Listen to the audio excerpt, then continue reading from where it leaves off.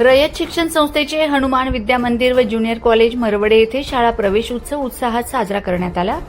स्वावलंबी शिक्षण हेच आमचे ब्रीद हे ब्रीद वाक्य उराशी बाळगून परिसरातील 6 शाळांचे मुख्य केंद्र असलेल्या या विद्यालयात विद्यार्थ्यांचे मोठ्या जिव्हाळ्याने स्वागत करण्यात आले।